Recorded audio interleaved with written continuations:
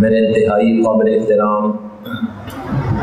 ہر دل عزیز مسلمان بھائیوں، دوستوں اور بزرگوں، پچھلے 2 جمعوں سے آپ کے سامنے نبی کریم صلی اللہ علیہ وسلم کی اپنے اصحاب کے ساتھ دین حق کے غلبے کے لیے مکہ سے مدینہ کی طرف ہجرت کا ذکر کیا گیا تھا، اور بڑی تفصیل اور ڈیٹیل کے ساتھ آپ کے سامنے معروضات پیش کی گئی تھی، اور میں نے یہ عرض کیا تھا کہ نبی کریم علیہ السلام مکہ مکرمہ سے ہجرت کے لیے جس وقت نکلے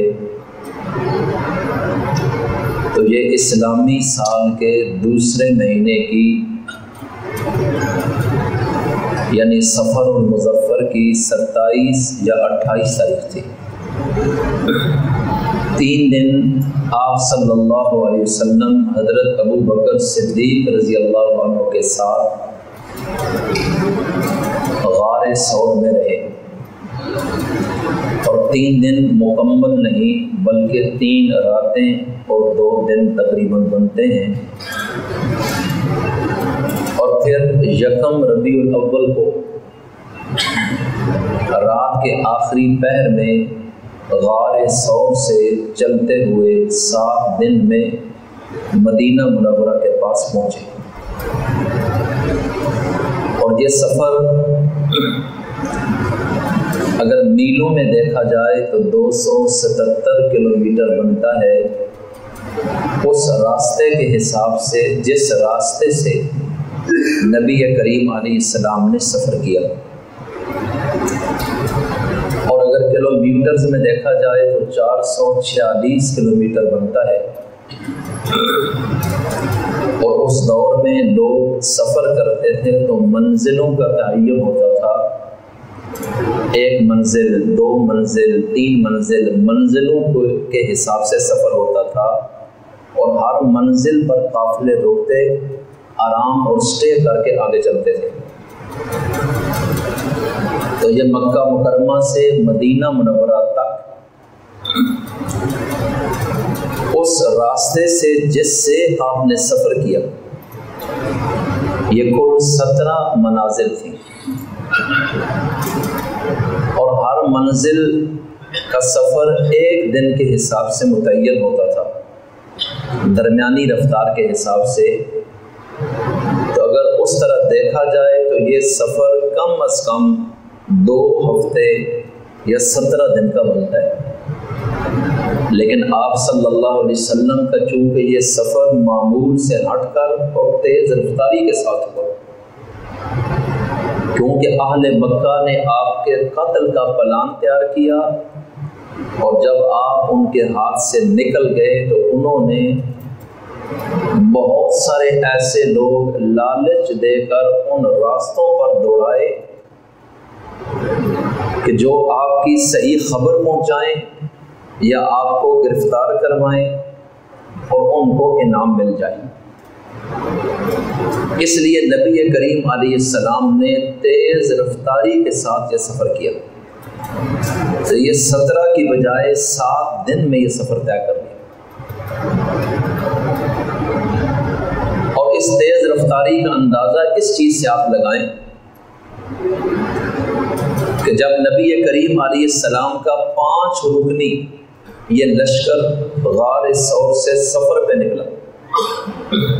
اور میں نے بتایا تھا پچھلے جمعے میں کہ اس سفر میں کل 5 لوگ تھے، جس میں حضرت صدیق اکبر رضی اللہ تعالی عنہ کے ایک آزاد کردہ غلام عامر بن فہیرہ، اور ایک شخص جو مشرک تھا لیکن اجرت پر رہنمائی اور راہبری کے لیے اس کو لیا گیا تھا اور بڑا رازدار تھا، عبداللہ بن اریقط۔ ابو بکر صدیق خود اور نبی کریم علیہ السلام اور بعض کتابوں میں حضرت صدیق اکبر کے بیٹے عبداللہ بن ابی بکر کا ذکر بھی ہے۔ نہ ہو تو 4 تو کنفرم ہے۔ جب رات کے آخری پہر میں یہاں سے چلے تو پہلی منزل جس پر قیام کیا اس کا نام تھا حدید، اور یہ غار ثور یعنی مکہ سے وہاں تک 100 میل کا سفر بنتا ہے، 100 میل، اور یہ سفر 10 گھنٹے میں طے کیا، تو گویا کہ ہر گھنٹے میں 10 میل کا سفر کیا، اور ان کو اگر آپ کلومیٹروں میں لے جائیں تو یہ بہت بڑی رفتار ہے اس دور میں اونٹنیوں کے سفر کے حساب سے۔ 12 اور میں نے عرض کیا تھا کہ ایک مقام پر ایک شخص بنو مدلج کا جس کا نام تھا سراقہ بن مالک 100 اونٹوں کی لالچ میں آپ صلی اللہ علیہ وسلم کے قریب ترین پہنچا، اور اسی مقصد کے لیے وہ دوڑ رہا تھا تیز رفتار گھوڑے پر کہ اگر میں ان کو پکڑ لوں یا کسی طرح مخبری کر دوں تو مجھے انعام ملے گا۔ حضرت ابو بکر صدیق رضی اللہ تعالیٰ عنہ نے دیکھ لیا کہ کوئی شخص قریب آ گئے، انہوں نے عرض کی کہ بندہ بہت قریب پہنچا ہے۔ نبی کریم علیہ السلام نے اسی لمحے ابو بکر صدیق رضی اللہ عنہ کو تسلی دی کہ اللہ ہمارے ساتھ ہے، پریشانی نہیں، اور ساتھ ہی اللہ کی بارگاہ میں دعا کی، اسی لمحے قبول ہو گئی کہ یا اللہ اس شخص کو گرا دے۔ وہ پتھروں کی زمین تھی، یکدم زمین کھلی اور پیٹ تک اس کا گھوڑا زمین میں پھنس گیا۔ اس نے جب یہ عجیب کمال دیکھا تو حیرت میں ڈوب گیا، اور وہیں سے اس کے اندر ایک تبدیلی آئی۔ منتیں اس نے کی کہ آپ مجھے معاف کر دیں، میں واپس چلا جاتا ہوں، اور اس کو یہ یقین ہو گیا کہ یہ شخص غالب آ جائے گا اور ایک دن یہ شخص چھا جائے گا پورے عرب میں۔ آپ صلی اللہ علیہ وسلم نے اس کو اس کی معافی مانگنے پر معاف کر دیا، اور زمین نے گرفت چھوڑ دی۔ اس نے کہا کہ آپ مجھے کوئی ایسا خط دے دیں جس میں اس چیز کی گارنٹی ہو کہ کل آپ کی حکومت آ جائے گی تو مجھے امان ملے گی، مجھے کوئی آپ کی حکومت کا عہدیدار کبھی بھی تکلیف نہیں پہنچائے گا، یہ نہ ہو کہ کل جب آپ غالب آئیں تو مجھ سے بدلہ لیا جائے اور میں مارا جاؤں۔ آپ علیہ السلام نے عامر بن فہیرہ کو کہہ کر تحریر دے دی کہ ہماری طرف سے تجھے امان ہے، لیکن ایک وعدہ دیا کہ لوگ ہمارا پیچھا کر رہے ہیں اور تم یہ ذمہ داری لو گے کہ اگر کوئی شخص بھی رستے میں ادھر آتا ہوا تمہیں ملے جو ہمیں تلاش کر رہے تو تم اس کو آگے نہیں آنے دینا، بلکہ اس کو یہی تم نے بتانا ہے کہ آگے میں گیا ہوں اور ان کو واپس کرنا ہے۔ اور وہ یوں ہی پھر کہتا تھا کہ میں ادھر سے ہو آیا ہوں، آپ کو جانے کی ضرورت نہیں ہے، کسی اور راستے میں تلاش کرو، اور اس نے اپنی ذمہ داری پوری کی۔ اور جب نکلنے لگا تو آپ علیہ السلام نے ایک خوشخبری بھی اسے دی، حالانکہ ابھی یہ مسلمان نہیں ہوا۔ آپ نے فرمایا کہ اس وقت تیری کیفیت کیا ہوگی جب دنیا کی سپر پاور ایران کے بادشاہ کے سونے کے کنگن تیرے ہاتھ میں آئیں گے اور اللہ تجھے دے دے گا۔ وہ تو بڑے ہی حیران ہوئے اس وقت، لیکن انکار اس نے نہیں کیا، اس لیے کہ وہ اللہ کے رسول کا یہ معجزہ دیکھ چکا تھا کہ زمین نے کس طرح اس کے گھوڑے کو پکڑ لیا۔ اس کو یقین تھا کہ یہ بات ہو جائے گی، اور ٹھیک 15 سال بعد نبی کریم علیہ السلام بھی دنیا سے جا چکے تھے کہ حضرت عمر کے دور میں ایران فتح ہوا، وہاں کا بادشاہ نوشیروان تھا۔ ایران کی فتح کے بعد اس کے سونے کے کنگن دربار خلافت میں مدینہ منورہ میں پہنچے، اور ہزاروں کے اجتماع میں حضرت عمر نے سراقہ بن مالک کو بلایا اور سونے کے کنگن اس کے ہاتھ میں دے دیے۔ تو یہ ہجرت کی رات یہ واقعہ پیش آیا دوران سفر، آپ ہجرت کے سفر میں یہ واقعہ پیش آیا، اور بھی کئی واقعات، لیکن خلاصہ یہ نکلا کہ سفر کرتے کرتے ایک ہفتے بعد نبی کریم علیہ السلام مدینہ منورہ سے باہر قریب کے ایریے میں ایک بستی میں داخل ہوئے، اور یہ بستی بنو عمر بن عوف کے نام سے مشہور تھی۔ عمر بن عوف یہ ایک قبیلہ تھا، وہاں یہ رہتے تھے لوگ، اور اکثر جو ہجرت کر کے مسلمان آئے وہ یہیں رکے ہوئے تھے۔ آپ صلی اللہ علیہ وسلم مدینہ منورہ کی طرف گامزن تھے، اور یہاں جو مہاجرین تھے جو آپ سے پہلے ہجرت کر کے پہنچے، اور انصار جنہوں نے بعد میں اللہ کے رسول کے حکم پر مہاجرین کو ٹھکانہ فراہم کیا، یہ روزانہ انتظار کرتے تھے کہ سرکار مدینہ نبی کریم صلی اللہ علیہ وسلم کب ہمارے شہر میں پہنچیں گے۔ اس لیے مدینہ کے بڑے اور چھوٹے، حتیٰ کہ یہاں رہنے اور بسنے والے بڑے امیر ترین یہودی اپنے اپنے قلعوں پہ، دیواروں اور چھتوں پر صبح کھڑے ہوتے اور دور صحرا تک نظر دوڑاتے تھے کہ اگر اللہ کے رسول آ رہے ہوں تو ہم ان کے استقبال کے لیے نکلیں۔ اور اہل مدینہ میں مختلف قبیلوں کے لوگ روزانہ مدینہ سے باہر نکل کر کافی دیر تک انتظار کرتے تھے، اور ایک دن نبی کریم علیہ السلام جس دن پہنچے اس سے کچھ لمحے پہلے اہل مدینہ کثیر تعداد میں روزانہ کی طرح آپ کے انتظار میں تھے، دور دور نظریں لگا کر صحراؤں میں دیکھتے تھے کہ آپ کہیں آ رہے ہیں۔ اور سورج کی گرمی ذرا تیز ہو گئی، کیونکہ گرم موسم اور پھر شدت آہستہ آہستہ بڑھتی گئی، تو کچھ گرمی ہونے پر یہ لوگ واپس اپنے گھروں میں آئے کہ شاید آج نہیں پہنچیں گے۔ اب سوال یہ پیدا ہوتا ہے کہ ان کو اسی وقت انتظار کیوں کرتے تھے؟ دن کو بھی تو انتظار کر سکتے تھے۔ دراصل ان کے علم میں آ گیا تھا کہ نبی کریم علیہ السلام دن کو آرام کرتے ہیں اور رات کو سفر کرتے ہیں، اس لیے اگر وہ پہنچیں گے تو صبح اسی وقت پہنچ سکتے ہیں، ورنہ کسی بھی منزل پہ دن کو گرمی کی وجہ سے وہ آرام کر رہے ہوں گے۔ اس لیے اس وقت ہی وہ انتظار کرتے تھے اور کچھ لمحات بعد واپس آتے۔ آپ صلی اللہ علیہ وسلم کا انتظار کرتے کرتے یہ لوگ واپس ہوئے کہ آج نہیں پہنچے، کہ کچھ دیر گزری، سورج ہر طرح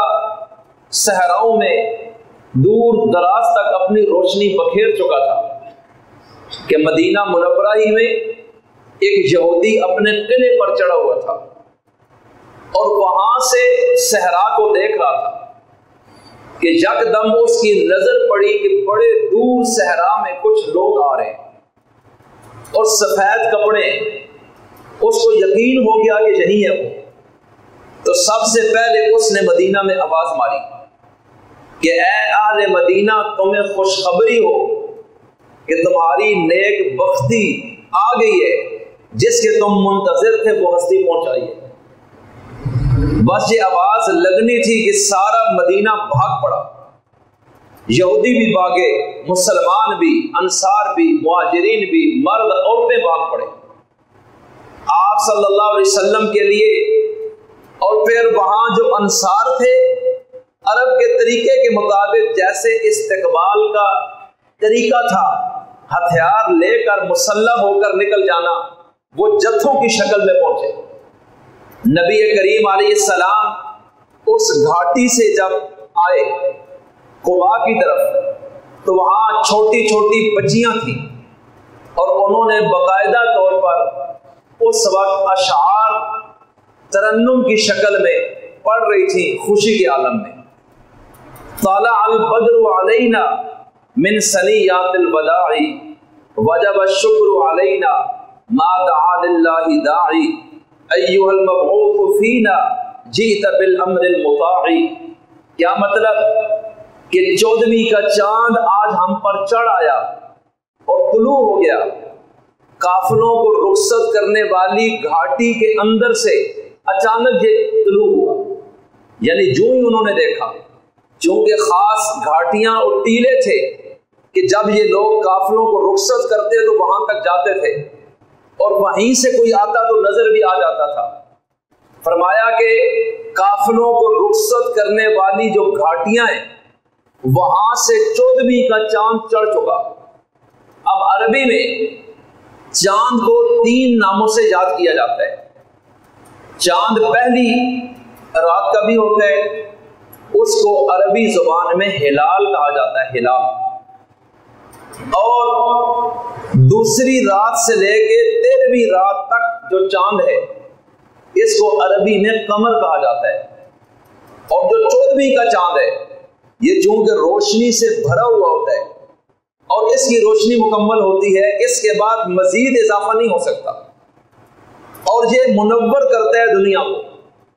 اور یہ تمام چاندوں میں سب سے اعلیٰ چاند ہے، اور اس کو عربی زبان میں بدر کہا جاتا ہے، 14ویں کا چاند.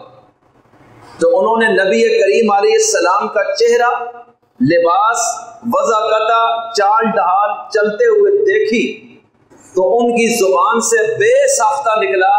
کہ یہ شخصیت 14ویں کا چاند ہے، اس سے نیچے ان کا مرتبہ ہی نہیں ہو سکتا. اس لیے کہ آپ کے چہرے نے ان لوگوں میں ایسی محبت پھینک دی کہ پورا شہر ہی آپ کی محبت میں ڈھل گیا. اور اس کا میں آگے عرض کرتا ہوں تو آپ کو اندازہ ہوگا، دنیا کی تاریخ میں آج تک ایسے نہیں ہوا کہ کوئی قدیم پورے کا پورا شہر بڑے سے لے کے نیچے تک کسی کی محبت میں یوں ڈھل گیا ہو. یہ کائنات میں ایک مرتبہ وقوع ہوا اور وہ بھی مدینہ منورہ میں آمد کے وقت. بہرحال یہ اشعار انہوں نے آپ کی تعریف میں، آپ کے استقبال میں پڑھے. ایھا جئت وجب الشکر علینا ما دعا للہ داعی. چونکہ آپ کے آنے کے بعد دنیا کو اللہ کی پہچان ہوئی. اس سے پہلے ایک زمانے تک لوگ اللہ سے واقف نہیں تھے، توحید سے روشناس نہیں تھے، بتوں کے آگے جھکتے تھے، شرک میں ڈوبے ہوئے تھے، ظلم اور معصیت کا بازار گرم تھا. آپ نے سرزمین مکہ میں قدم رکھا اور اللہ کا تعارف لوگوں کو کرایا. تو آج جن دلوں میں توحید کی شمع روشن تھی تو وہ دراصل آپ کی وجہ سے تھی. جن انسانی ڈھانچوں میں انسانیت داخل ہوئی وہ دراصل آپ کی وجہ سے تھی. جن دلوں میں رحم پیدا ہوا مخلوق کا وہ دراصل آپ کی آمد کی وجہ سے تھا. اس لیے اس مصرے میں شاعر کہہ رہا ہے وجب الشکر علینا ما دعا للہ داعی. جب تک اللہ کو پکارنے والا کوئی ایک فرد بھی اس دنیا میں ہے تب تک اس ہستی کا شکر ادا کرنا ہم پر واجب ہے. اس لیے کہ اللہ کو ہم نے پہچانا ہی آپ کی وجہ سے ہے. آپ نہ ہوتے تو کوئی جبین اللہ کے آگے جھک بھی نہ رہی ہوتی. اس لیے کائنات میں آخری پیشانی بھی جو اللہ کے آگے جھکنے والی جب تک ہے، یعنی جب تک انسانیت اس دنیا میں ہے تب تک انسانوں پر آپ کا شکر ادا کرنا لازم رہے گا. اب اس سے آپ اندازہ لگائیں ان بچیوں نے ان مختصر جملوں میں نبی کریم علیہ السلام کی ذات کو کس طرح بیان کیا ہے کہ بڑی بڑی سیرت کی کتابیں ایک طرف اور یہ اشعار کے 3 جملے ایک طرف. ایھا المبعوث فینا جئت بالامر المطاع. اب آگے انہوں نے کیا کہا؟ اے وہ ہستی جس کو ہمارے اندر بھیجا گیا ہے، یعنی اللہ نے آپ کو بھیجا ہے. کیوں بھیجا ہے؟ جئت بالامر المطاع. آپ کو ایسا دین دے کر بھیجا ہے، ایسا پیغام کہ جس کی اطاعت اور تابعداری ہمیشہ کی جاتی رہے گی. یعنی آپ کو مقتدا بنایا گیا اور دنیا کو آپ کا مقتدی بنا دیا گیا ہے۔ یہ ان بچیوں نے یہ اشعار حضور کی آمد پر آپ کے استقبال میں ایک نعت کی شکل میں پیش کیے۔ آپ صلی اللہ علیہ وسلم کو دیکھنے سینکڑوں لوگ، ہزاروں لوگ پورے شہر سے نکل آئے، اور آپ تھکے ہوئے تھے، گرمی بھی شروع ہو رہی ہے، تھکاوٹ بھی بہت زیادہ ہے، اس لیے کہ سفر بھی بڑا طویل کر کے آئے، اور آپ جب آ رہے ہیں اونٹنی پر سوار ہیں، حضرت صدیق اکبر بھی اونٹنی پر سوار ہیں، اور پھر بنو عمر بن عوف کا محلہ ہے اس میں آپ داخل ہوئے، اور اس مقام پر ایک میدان میں آپ علیہ السلام رکے، لوگوں کا ایک ہجوم تھا، اور آپ اسی جگہ زمین پر بیٹھ گئے کہ یہیں لوگوں سے ملاقات۔ لیکن عین اس لمحے ایک عجیب منظر دنیا نے دیکھا، اس کو ذرا سمجھیے گا آپ، کہ نبی کریم علیہ السلام کا لمبا سفر، ذہنی طور پر تھکاوٹ، جسمانی لحاظ سے تھکاوٹ، اور پھر جس کیفیت میں نکلے، اور پھر اتنے لمبے سفر کے بعد اب آپ کو آرام کی ضرورت تھی، لیکن آگے مخلوق کا جم غفیر ہے، تو ان کا بھی دل تھا رسمی طور پر ایک شخص آپ سے سلام کرنا چاہ رہے۔ تو آپ علیہ السلام جب اس میدان میں پہنچے، آپ کی تواضع اور انکساری اور عاجزی کا یہ عالم تھا کہ آپ زمین پر بیٹھ گئے، آپ نے کوئی تکلف نہیں کیا، بادشاہوں کی طرح جس طرح گردن میں سریے ہوتے ہیں اور اپنے آپ کو کچھ سمجھتے ہیں، ایک عام بندے کی حیثیت سے آپ نے لوگوں میں اپنے آپ کو سمیٹا، اور آپ یکدم نیچے زمین پر بیٹھ گئے۔ حضرت صدیق اکبر رضی اللہ تعالیٰ عنہ سے زیادہ ادب والا شخص اس کائنات میں اللہ کے رسول کی امت میں اور کوئی نہیں۔ وہ آپ کے مزاج سے بھی واقف، آپ کے ادب سے بھی واقف تھے، سفر کی تکلیف اور تھکاوٹ سے بھی واقف تھے، اس لیے وہ چاہ رہے تھے کہ اللہ کے رسول پر اس وقت لوگوں کی ملاقات کا لوڈ اور بوجھ نہ پڑے، لہٰذا یہ کام انہوں نے سر انجام دیا۔ اس لیے کہ جنہوں نے حضور کو دیکھا تھا مکہ مکرمہ میں، ان مہاجرین کو تو پتا تھا آپ کا، لیکن جو نئے آنے والے تھے انہوں نے دیکھا نبی کریم علیہ السلام کی داڑھی مبارک تو بالکل کالی ہے، ایک بال بھی سفید نہیں، اور حضرت صدیق اکبر کے تو کئی بال سفید ہو گئے، اور چہرہ دونوں ہی کا نور سے بھرا ہوا ہے، چال ڈھال دونوں کی ایک طرح ہے، اور ایک عجیب کیفیت۔ اور اللہ کے رسول کے اعلان نبوت سے 20 سال پہلے سے ابو بکر صدیق اور میرے نبی کی دوستی تھی۔ اللہ کے رسول نے جب اعلان نبوت فرمایا تو مردوں میں سب سے پہلے ابو بکر صدیق نے آپ کا کلمہ پڑھا، اس لیے کہ 20 سال انہوں نے دیکھا تھا کہ یہ شخص کیسا آدمی ہے، یہ کبھی جھوٹ نہیں بولتا، یہ بد کردار نہیں ہے، یہ کبھی بھی وعدہ خلافی نہیں کرتے، یہ دھوکہ دینے والا بندہ نہیں۔ اس لیے جب آپ نے فرمایا کہ میں نبی ہوں اللہ کا، اس نے مجھے پیغام دے دیے مخلوق تک پیغام پہنچانے کے لیے، ابو بکر صدیق نے کوئی دلیل نہیں مانگی، معجزہ نہیں مانگا، فوری طور پہ کلمہ پڑھ لیا، اس لیے کہ کردار نبوت دراصل دلیل نبوت تھی۔ صدیق اکبر 20 سالوں سے دیکھ رہے تھے، اور آپ میں کبھی کوئی ایسی چیز نہیں دیکھی کہ جو انسانیت کے اعلیٰ معیار سے نیچے آئی ہو، اس لیے ان سے زیادہ انسانوں میں آپ کو جاننے والا بھی کوئی نہیں تھا۔ اور صدیق اکبر کو بھی حضور نے 20 سالوں سے پہلے سے دیکھا تھا، اس لیے ان کو جتنا قریب رکھا اتنا کسی اور کو نہیں، کہ آپ سمجھتے تھے کہ یہ کس معیار کا آدمی ہے، اس کا کردار اور کریکٹر کیسا ہے، اس کے اخلاق کیسے ہیں، اس کے اندر اور باہر کیا چل رہا ہے۔ اس لیے ہجرت کا راز بھی ان کو دیا، خدمت گار بھی انہی کو بنایا، اور ہر جگہ ہر لمحے انہی کے ساتھ چلے، دیگر صحابہ کو بتایا بھی نہیں کہ میں کس راستے سے کب نکل رہا ہوں، لیکن یہ سارے راز آپ نے صدیق اکبر کو دیے۔ اس سے آپ کو امت میں صدیق اکبر کا مقام پتہ چلے گا، اور اس طرح پیغمبروں میں اس رسول کا مقام واضح ہوگا کہ تمام انسانوں میں رسولوں میں سب سے اعلیٰ حضور کی ذات ہے، اور امتوں میں سب سے اعلیٰ صدیق اکبر کی ذات ہے۔ تو حضرت صدیق اکبر نے موقع دیکھا، حضور کی تھکاوٹ دیکھی، لوگوں کا جم غفیر دیکھا، اللہ کے رسول بیٹھے، صدیق اکبر کھڑے رہے، اور بہت سارے لوگ تو سمجھ بھی نہیں پا رہے کہ ان میں سے نبی کون ہے، صدیق کون ہے، خادم کون ہے، مخدوم کون ہے۔ لباس ایک طرح کا، چہرہ نور ہی نور ہے، داڑیاں دونوں چہروں پہ ہے، زلفیں دونوں نے رکھی ہوئی ہیں، اخلاق آداب سیم ایک دوسرے کا عکس ہے، اس لیے لوگوں کو پہچاننے میں فرق لگ رہا ہے، نئے لوگوں کو سمجھ نہیں آ رہی۔ لیکن کئیوں نے ابو بکر صدیق کو سمجھا کہ یہ اللہ کے رسول ہیں، اس لیے کہ آپ کے داڑھی کے بال سفید تھے، اللہ کے رسول کے کالے بال ہیں۔ اس کیفیت میں آپ جب بیٹھے، صدیق اکبر کھڑے رہے اور لوگوں سے سلام اور مصافحہ چل رہا ہے۔ اب اس میں کوئی یہ نہ سمجھے نعوذ باللہ صدیق اکبر میں کوئی بڑا پن تھا اور اپنے آپ کو بڑا شو کرنے کے لیے ایسے کیا، نہیں، بلکہ ان کے ذہن میں یہ تھا کہ اس وقت رسول کائنات کو میں کسی طرح آرام پہنچاؤں، ان کو زحمت سے بچاؤں، یہ سخت تھکاوٹ میں ہے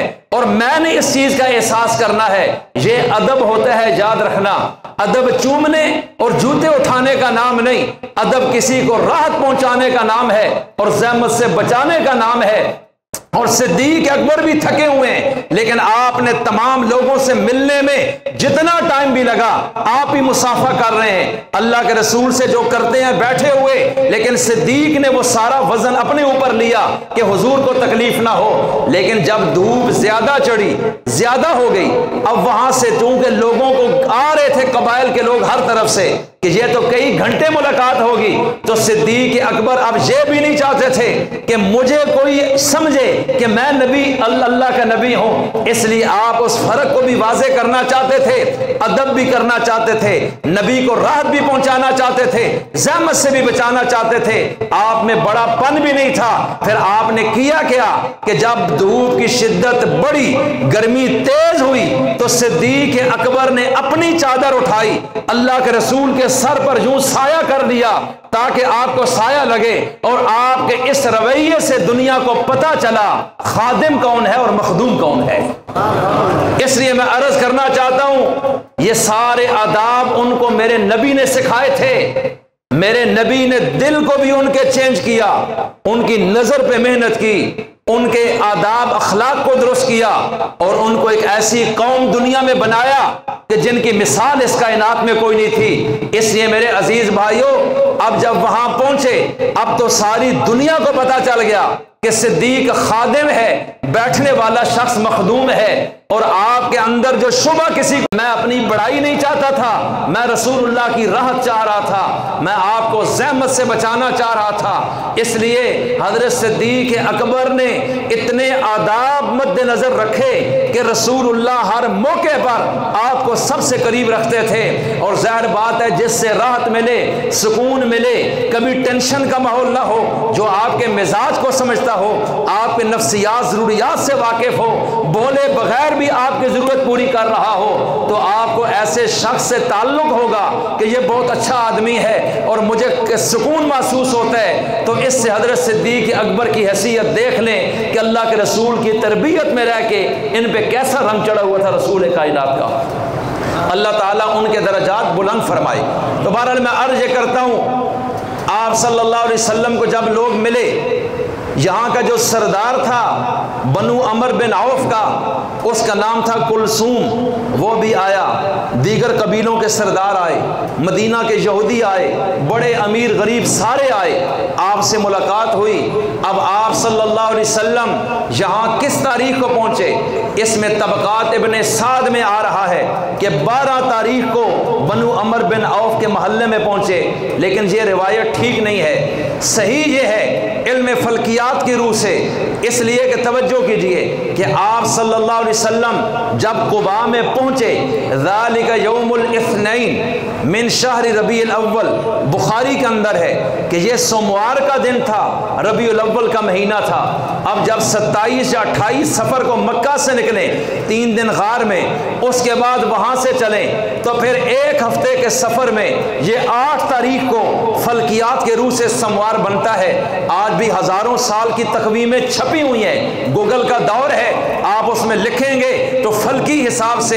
جس وقت اللہ کے رسول نے جس ربیع الاول میں ہجرت کر کے قباء میں وہاں بنو عمر بن عوف کے ایریے میں قدم رکھا، اس مہینے، اس سال، اس مہینے میں جو سوموار کا دن تھا، یہ طے ہے کہ وہ دن سوموار کا تھا، لیکن تاریخ کون سی تھی؟ طبقات ابن سعد میں 12 تاریخ تھی، لیکن میں کہتا ہوں یہ صحیح نہیں ہے، اس لیے کہ فلکی حساب سے سوموار یا 2 تاریخ کو آ رہا تھا، توجہ رکھیے، یکم تاریخ کو یا پھر 2 تاریخ کو یا پھر 8 تاریخ کو، یہ 7 دن کا فاصلہ ہے کہ اس تقویم میں 2 ربیع الاول کو سوموار بنتا ہے یا پھر 8 کو بنتا ہے، تو یا تو 2 ربیع الاول کو پہنچے تو 2 کو پہنچنا ممکن نہیں، اس لیے کہ 27-28 سفر سے مکہ سے چلے غار میں 3 دن رہے تو 2 ربیع الاول کو تو کبھی پہنچ ہی نہیں سکتے، اب لازمی 8 ربیع الاول بنتا ہے، اس لیے کہ دن سوموار کا اس کو پڑ رہا ہے، تو آپ سوموار کے دن 8 ربیع الاول کو بنو عمر بن عوف کے محلے میں پہنچے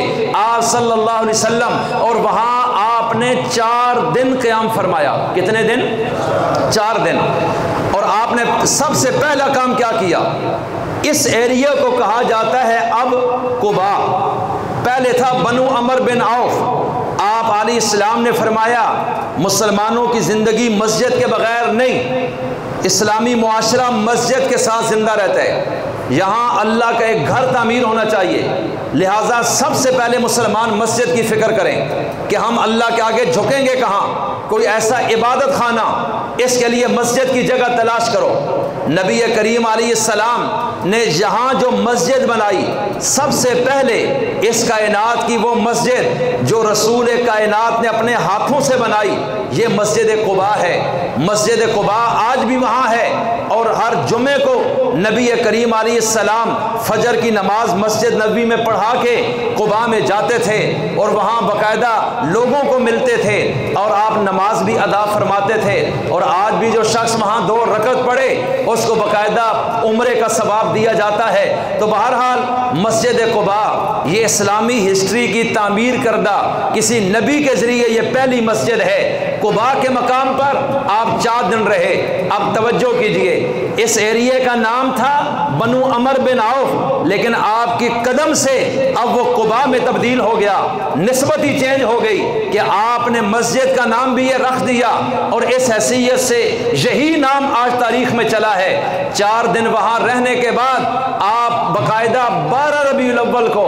جمعے کے دن صبح وہاں سے چلے کہ آج ہم مدینہ منورہ میں داخل ہوں گے اپنی ہجرت گاہ میں۔ نبی کریم علیہ السلام جب آ رہے تھے، رستے میں جمعے کا ٹائم ہوا،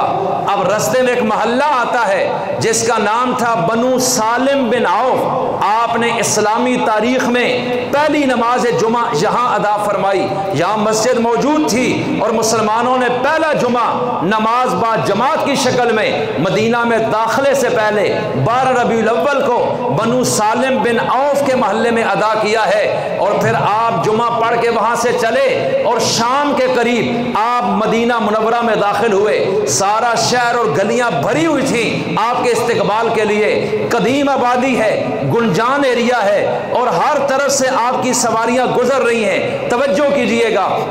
آپ لوگوں کو ملے، لوگوں نے ویلکم کیا، استقبال کیا، اور آج اس جگہ پہنچنے کے بعد نسبت چینج ہوتی ہے۔ توجہ کیجئے گا، اس شہر کا نام تاریخ میں تھا یثرب، اور یہ قرآن کریم میں بھی ہے یا آل یثرب لا مقام لکم، اس شہر کا نام تھا یثرب تھا، لیکن آپ کے پہنچنے کے بعد اب یہ نبی کا شہر مشہور ہوا، لہٰذا یثرب ختم، آج مدینہ النبی کے نام سے اس شہر کی پہچان ہوئی، اور آج تک وہی نام چل رہا ہے۔ تو یوں پورا شہر آپ کی محبت میں اس سانچے میں ایسا ڈھلا کہ شہر کا نام بھی تبدیل ہوا، اور صرف نام ہی تبدیل نہیں ہوا، یہاں ایک اور کام بھی ہوا، وہ میں آگے چل کے ذکر کرتا ہوں، لیکن آپ ان لوگوں کو ملے، ان کو ملنے کے بعد آپ واپس پھر قباء میں چلے گئے، وہاں بنو عمر بن عوف جو سردار کلثوم تھا اس کی رہائش گاہ پہ اب آپ صلی اللہ علیہ وسلم باقی دن 12 ربیع الاول کو جب رات کو واپس ہوئے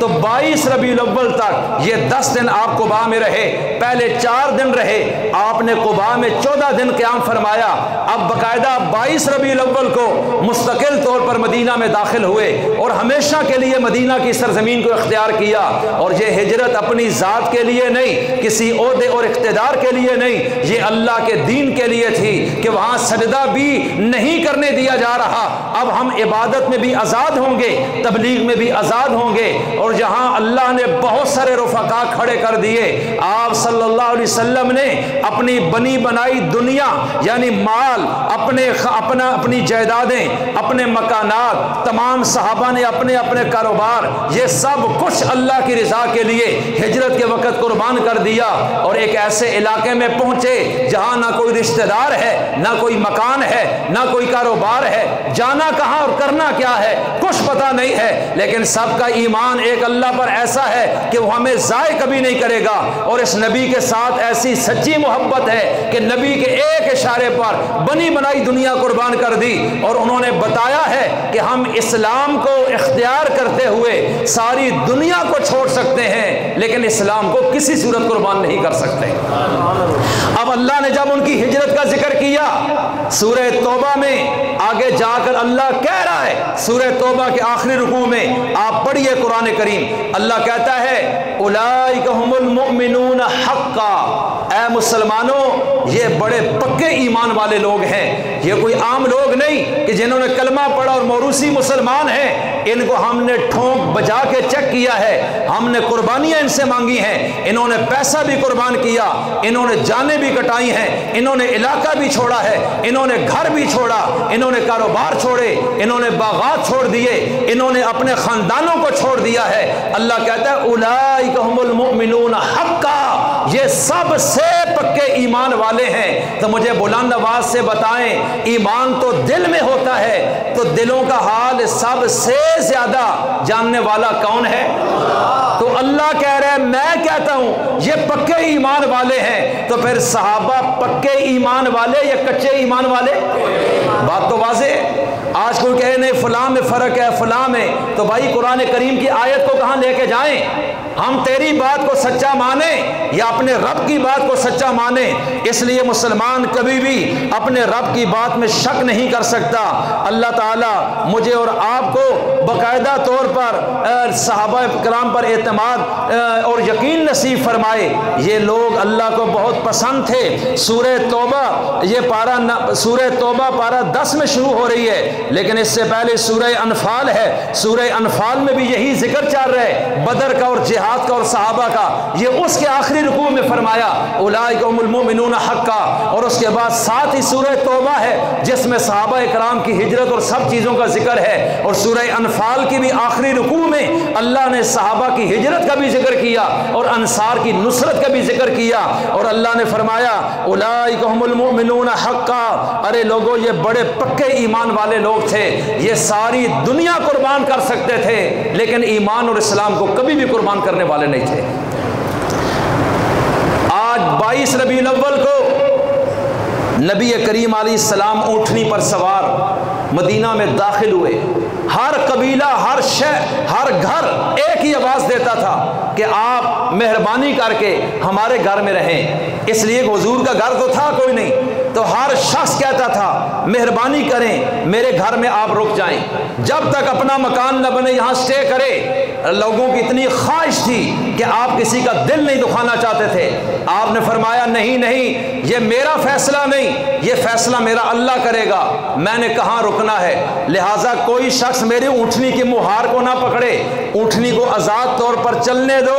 जिस जगह ये ऊँटनी जाके बैठेगी उस मकान में मैं रुकूंगा, और ये ऊँटनी अल्लाह के हुक्म से रुकेगी। अब ये चलते चलते बनु नज्जार का मोहल्ला है, नबी करीम अलैहिस्सलाम के वालिद का ननिहाल है। अब ऊँटनी उस मोहल्ले में पहुंची मदीना में, और वहाँ हजरत अबू अय्यूब अंसारी सहाबी रसूल हैं, उनका डबल मंजिल मकान है और उसके सामने खुला मैदान है। उस दरवाजे के सामने ये ऊँटनी जाके खुद ब खुद बैठ गई। आपने फरमाया इस घर में मेरी रहाइश होगी, और वो पहले ही चाह रहे थे। तो मेज़बान रसूल बने अबू अय्यूब अंसारी। अब उनका फैसला क्या था? मियाँ बीवी का फैसला यह था कि नबी करीम अलैहिस्सलाम घर की ऊपर की मंजिल में रहें और हम नीचे रहें। उसकी वजह क्या थी कि अगर अगर हुजूर नीचे रहेंगे और हम ऊपर रहेंगे तो फिर हमारे पांव ऊपर होंगे। ये तो बहुत बड़ी बेअदबी है। अब देखो सहाबा और अदब कितना जुड़ा हुआ है आपस में। मियाँ बीवी मशवरा करते हैं, लेकिन कहा हुजूर के मेहमान भी बहुत होंगे, लेकिन हम ये चाहते हैं। उन्होंने आकर रिक्वेस्ट की, ऐ अल्लाह के रसूल आप ऊपर की मंजिल में चले जाएं, हम नीचे रहेंगे, हम आपके कदमों में रहेंगे, आप ऊपर रहेंगे। आपने फरमाया लोगों को और मुझे आसानी नीचे है, लिहाजा आप ऊपर चले जाएं। अब वो चले तो गए, लेकिन 1 2 4 रातें जब गुजरी, अल्लाह के रसूल ने पूछा अबू अय्यूब कमजोर हो रहे हो, कोई बीमारी तो नहीं लग गई, मसला क्या है? उन्होंने कहा या रसूल अल्लाह असल बात यह है, अब हम आपको बता देते हैं, जब से आप निचले मकान में दाखिल हुए उस वक्त से हम लोग अपने घर में ऊपर कमरे में यूं चलते फिरते नहीं हैं कि कहीं हमारे कदमों के नीचे आप ना आ जाएं। तो हम तो सारी रात खड़े होकर गुजार देते हैं और दीवारों के साइडों पे हम लेट रहे हैं, हमारी तो नींद भी पूरी नहीं हो रही। आपने फरमाया हो अच्छा चलो कोई बात नहीं, अब तुम नीचे आ जाओ और हम ऊपर चले जाते हैं। तो मैं अर्ज करता हूँ सहाबा का ये ईमान है, ये अदब है, उनमें दिखावा कोई नहीं था, इसलिए इखलास इतना ज्यादा था कि वो अमल करते थे, किसी को बताते नहीं थे। इसलिए मेरे नबी ने एक मौके पर फरमाया, तिरमिज़ी की हदीस है कि मेरी उम्मत का कोई शख्स ओद पहाड़ जितना सोना अल्लाह के रास्ते में सदका कर दे। अब पहाड़ का वजन तो कर कोई नहीं सकता, और सोना भी फिर हो इतना कीमती, तो तवज्जो कीजिए, मतलब है बेहिसाब सोना मेरी उम्मत का कोई मुखलिस मुसलमान अल्लाह के रास्ते में खर्च कर दे, और मेरा कोई एक सहाबी आधा शेर जाओ यूं मुट्ठी भर के अल्लाह के रास्ते में दे दे। फरमाया कि ये उम्मत का शख्स पहाड़ जितना सोना सदका करके भी मेरे सहाबी के सवाब को नहीं पहुंच सकेगा। इसलिए कि सहाबा का ईमान और इखलास ये ऐसा बना रसूलुल्लाह की बरगाह में कि बाद वालों को ये नसीब ही नहीं हो सकता। ये है मकाम सहाबा जिसको आले सुन्नत समझते हैं। इसलिए सब सहाबा का अदब भी है और उन पर एतमाद भी है, और ये सारे का सारा दीन नबी ने सहाबा को दिया है। कुरान अल्लाह से लिया, सहाबा को दे दिया, नमाज ली सहाबा के हवाले की, रोज़ा लिया सहाबा के हवाले किया, अहदीस बयान की सहाबा को दे दी, जिहाद किया तरीका सहाबा को दिखाया, अरे तब तो तबलीग की तरीका सहाबा को दिखाया, हिजरत की सहाबा को गवाह बनाया, आपने सुलह की तो सहाबा के सामने की है, आपने जंग की है तो सहाबा के सामने की है, आपने जिंदगी जो गुजारी आमाल किए, आपने जो कुछ अपनी जिंदगी में किया ये सारा कुछ उम्मत की अमानत था, लेकिन आपने सहाबा को दे दिया है और फरमाया मैं जा रहा हूं अब अगलों तक पहुंचा देना। अगर आप मुतमईन ना होते उन पर तो आप इतना एतमाद क्यों करते कि मैंने तो असली दीन दिया है, तुम कहीं गड़बड़ आगे ना कर दो कि अगलों तक ये पैगाम ही सही ना पहुंच सके। इसलिए मैं अर्ज करना चाहता हूं कि अल्लाह भी उन पर मुतमईन था, अल्लाह का नबी भी मुतमईन था, इसलिए अल्लाह ने सब कुछ अपने नबी को दिया, नबी ने सब कुछ अपने सहाबा को अता कर दिया है। आज हम नमाज पढ़ते हैं तो हम क्या कहते हैं कि अल्लाह के रसूल ने यूं पढ़ी, कोई पूछता है दलील, हम कहते हैं फलां हदीस में है, सहाबी कहता है नबी ने नमाज यूं पढ़ी, तो बात तो सहाबी पे आ गई। अब सहाबी काबिल एतमाद नहीं तो हमारी नमाज कैसे ठीक है, रोज़ा कैसे ठीक है, कलमा हमारा कैसे ठीक है, ज़कात का निज़ाम कैसे ठीक है? तो सारे के सारे दीन के गवाह कौन लोग हैं? जोर से बोलिए। तो देखें नबी सहाबा के जुर्मट में और अदब कितना है। मैंने अबू बकर भी बताए अदब में, अबू अय्यूब अंसारी भी बताए अदब में कि आप देखें इन लोगों का तरीका क्या था। इसलिए अल्लाह के रसूल ने फरमाया अद्दीन कुल्लुहु अदबु, कि दीन सारे का सारा अदब है। ये हदीस है या मकूला है, लेकिन दीन सारे का सारा अदब का नाम है। बेअदब बेदीन होता है, बाअदब दीनदार होता है। अदब के बगैर कुछ नहीं मिलता, और सहाबा में हर शख्स बाअदब था। आप देखें बोलने का अंदाज नबी से कैसे, बैठने का कैसे, मिलने का कैसे, इन चीज़ों को सीखना चाहिए। इससे इंसान का मोराल बढ़ता है, वरना वो इंसानी शक्ल में एक जानवर है जिसमें और जानवर में फ़र्क कोई नहीं, कि जानवर भी आदाब से वाकिफ़ नहीं और ये भी आदाब से वाकिफ़ नहीं। न उसको बड़े छोटे की तमीज़ है, न نہ اس کو تمیز ہے، نہ اس کو بولنے کا ڈھنگ ہے، نہ اس کو بولنے کا ڈھنگ ہے، نہ اس کو کھانے پینے کا سلیقہ ہے، نہ اس کو کھانے پینے کا سلیقہ ہے، تو پھر ایک جانور میں اور انسان میں فرق کیسے آئے گا؟ اس لیے مدینہ کی بچیوں نے کہا تھا جب تک ایک فرد بھی اللہ کو ماننے والا اس کائنات میں ہے، اس شخصیت کا شکر ہم پہ واجب ہے کہ اللہ نے انسان ہمیں بنایا ہے کہ ظاہری شکل انسانوں کی ہے لیکن حقیقت میں ہمارے اندر انسانیت اللہ کے رسول نے پیدا کی ہے۔ اس لیے میں عرض کرنا چاہتا ہوں کہ اللہ کے رسول تو اس اسلام کو ہم تک پہنچانے کے لیے کتنی قربانیاں دے کے آگے، آج ہمیں کیسا مسلمان بننا ہے یہ فیصلہ ہم نے کرنا ہے۔ آخری بات عرض کرتا ہوں، حضرت ابو ایوب انصاری کے گھر میں رکے، لوگ آ رہے ہیں، جوک در جوک ملاقاتیں ہو رہی ہیں۔ اب آپ نے فرمایا مسجد کہاں ہوگی اس کی فکر کرو، وہاں 14 دن رہے، مسجد بنائی، اب مدینہ میں پہنچے، فرمایا میرے گھر بھی، مہاجرین کے گھر بھی بعد میں بنیں گے، اللہ کا گھر پہلے بنے گا۔ یہ مسلمان کی تربیت کی ہے کہ اللہ کے گھر کے بغیر اسلامی معاشرے کی کوئی حیثیت نہیں ہے، اس لیے اللہ کا گھر ابو ایوب انصاری کے گھر کے سامنے خالی پلاٹ تھا، فرمایا پتہ کرو یہ کس کا ہے، معلوم ہوا 2 یتیم بچے ہیں، ان کا نام سہل اور سہیل ہے، فرمایا ان کو بلاؤ، پوچھا کہ یہ پلاٹ بیچنا چاہتے ہو؟ انہوں نے کہا ہم بھی مسلمان ہیں، ہم آپ کو گفٹ کرتے ہیں، ہدیہ دینا چاہتے ہیں۔ آپ نے فرمایا نہیں نہیں نہیں، اس کی قیمت ہم آپ کو دیں گے۔ اب نبی کریم علیہ السلام نے فرمایا کہ مسجد ہم نے بنانی ہے، اس پلاٹ کے پیسے جو بنتے ہیں ان کو دینے ہیں، تو نبی کے صحابی صدیق اکبر کھڑے ہوئے، انہوں نے کہا یہ پیسے میں ادا کرتا ہوں۔ تو مسجد نبی کا پلاٹ حضرت صدیق اکبر نے خریدا ہے۔ قیامت تک جتنی نمازیں ہیں ثواب ان کے کھاتے میں جا رہے ہیں، ان کے مرتبے کو کون پہنچ سکتا ہے؟ ہجرت میں بھی سب سے آگے، خدمت میں بھی سب سے آگے، ادب میں بھی سب سے آگے، سخاوت میں بھی سب سے آگے، نبی کے قرب میں بھی سب سے آگے۔ اس لیے نبی کی زندگی میں نبی کے مصلی کے وارث بنے، نبی کی وفات کے بعد پھر حضور کے روزے میں سب سے پہلے دفن ہوئے، پھر رسول اللہ کے باقاعدہ کفن دفن میں بھی صدیق اکبر ساتھ ساتھ، پھر جس تختے پر اللہ کے رسول کو وفات کے بعد غسل دیا گیا اسی پہ صدیق اکبر کی وفات کے بعد ان کو غسل دیا گیا۔ جنہوں نے حضرت نبی کریم کو غسل دیا انہوں نے صدیق اکبر کو غسل دیا۔ حضور کی عمر بھی 63 سال تھی، صدیق اکبر کی عمر بھی 63 سال تھی، حضور کی وفات بھی سوموار کو ہی، صدیق اکبر کی وفات بھی سوموار کو ہی، حضور بھی ریاض الجنت میں دفن ہوئے، صدیق اکبر بھی ریاض الجنت میں دفن ہو گئے۔ اللہ نے کہا تم نے اتنی میرے نبی کی پیروی کی، جن چیزوں میں اختیار تھا تو تابعدار بنا، تو جو غیر اختیاری چیزیں ہیں ان میں ہم تجھے نبی کے ساتھ جوڑ دیں گے۔ اور پھر اس طرح آج تک میرے نبی کے روزے میں تشریف فرما ہے اور اللہ کے رسول کے چوکیدار ہیں، غار میں بھی چوکیدار تھے، مزار میں بھی آج چوکیدار ہیں، ابو بکر و عمر گویا کے پیرے میں ہیں، اللہ کے رسول کو اپنے بیچ میں لیا ہوا ہے۔ اللہ تعالیٰ ان صحابہ کے درجات بلند فرمائے۔